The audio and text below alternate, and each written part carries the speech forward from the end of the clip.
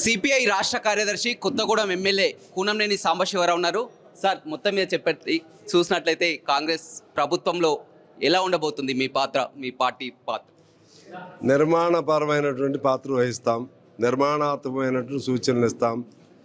ప్రభుత్వం సజావుగా నడవటానికి వారు అడిగినా అడగకపోయినా సహాయ సహకారాలు సూచనలు ఇస్తాం.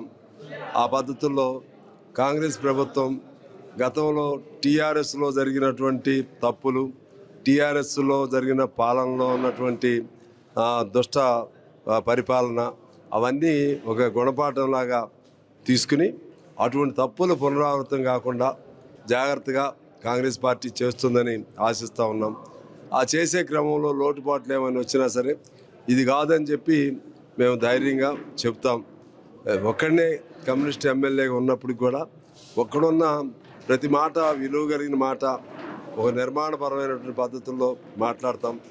ఆ పద్ధతుల్లోనే తెలంగాణలో ఒక ప్రతిపక్ష పాత్రని అది కన్స్ట్రక్టివ్ రోల్ ప్లే చేస్తాం.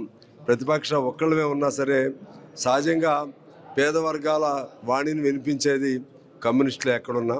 పేద వర్గాలు, రైతులు, కార్మికులు, కష్టజీవులు, అనేక మంది, వేలాది మంది, లక్షలాది మంది అవుట్సోర్సింగ్ కాంట్రాక్ట్ కార్మికులు, అలాగే ప్రాజెక్టుల్లో జరిగే కుంభకోణాలు, భూ కబ్జాలు, లేకపోతే లిక్కర్ మాఫియాలు, ఇటువంటి ఏ సందర్భం వచ్చినా సరే వాటన్నిటిని అధ్యయనం చేస్తాం, వాటన్నిటిని అసెంబ్లీలో ప్రస్తావన చేస్తాం.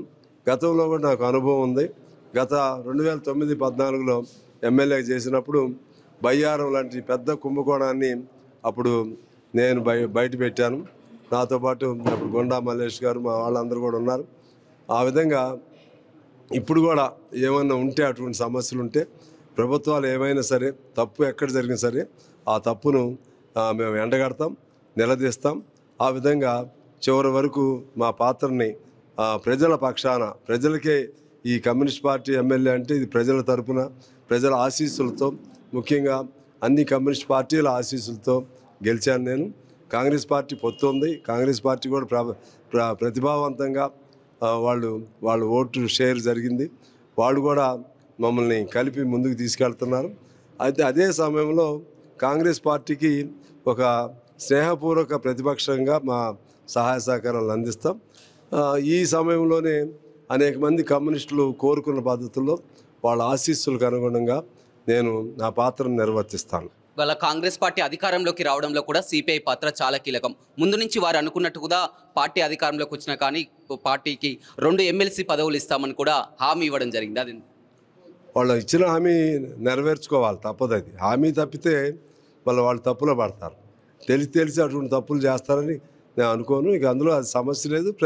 దానికి సంబంధించి చర్చలు కూడా అసలు అవసరం లేదు, అవకాశం లేదు. ముఖ్యంగా మీరు చెప్పినట్లుగా ఇవాళ తెలంగాణలో ఎక్కువ వాళ్ళు 64 స్థానాలు గెలిస్తే ఎక్కువ స్థానాలు కమ్యూనిస్ట్ పార్టీ ఎక్కడ బలంగా ఉందో అక్కడ అన్నీ వరుస పెట్టి గెలిచారు.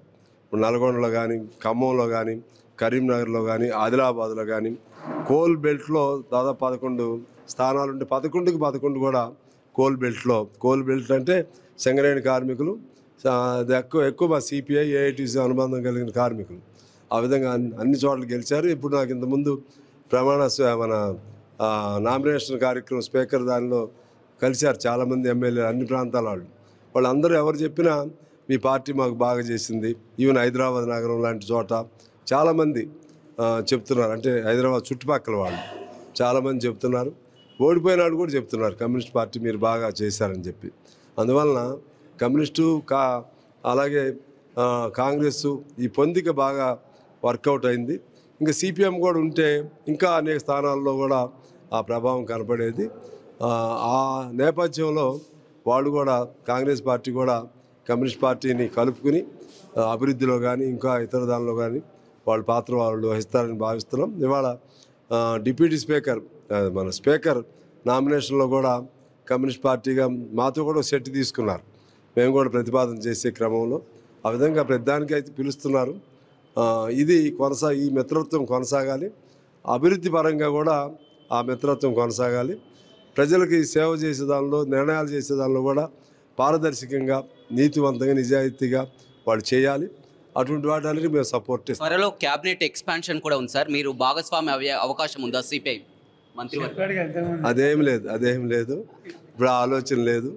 అవన్నీ పైన ఆల్ ఇండియా పార్టీ నిర్ణయం చేస్తే అప్పుడు మేము ఆలోచన. టీఆర్ఎస్ ఎమ్మెల్యేల ఆరోపణలు ఎలా చూడొచ్చు? కడియం శ్రీహరి కానీ పల్లా రాజశేఖర రెడ్డి కానీ 6 నెలల్లో ఈ ప్రభుత్వం ఉండదు, 6 నెలల తర్వాత ప్రభుత్వం పడిపోతుందని కూడా కామెంట్లు చేస్తున్నటువంటి పరిస్థితి. మీరు కమ్యూనిస్ట్ పార్టీ పరంగా ఏమంటారు?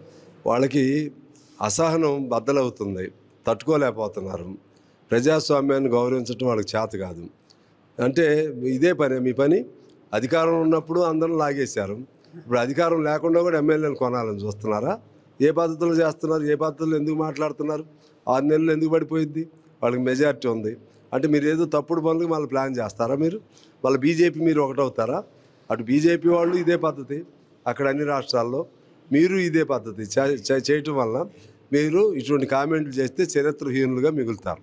రైట్, చూడొచ్చు, ప్రజలంతా కూడా గమనిస్తున్నారు. ఇలాంటి కామెంట్ చేస్తే చరిత్రహీనులుగా మిగులుతారు. అదేవిధంగా ప్రభుత్వం ప్రజలకు ఇచ్చినటువంటి హామీలన్నిటి కూడా నెరవేర్చడంలో కూడా అమలు పరచడంలో కూడా మేము భాగస్వాములు అవుతాం, ప్రభుత్వంతో కూడా పని చేయిస్తామని కూడా కూనంనేని సాంబశివరావు చెప్తున్నారు. Over to studio. మరిన్ని వీడియోస్ కోసం ఛానల్ ని సబ్స్క్రైబ్ చేయండి, లేటెస్ట్ అప్డేట్స్ కోసం వాట్సాప్ ఛానల్ ని ఫాలో చేయండి అండ్ లింక్ డిస్క్రిప్షన్ లో ఉంది.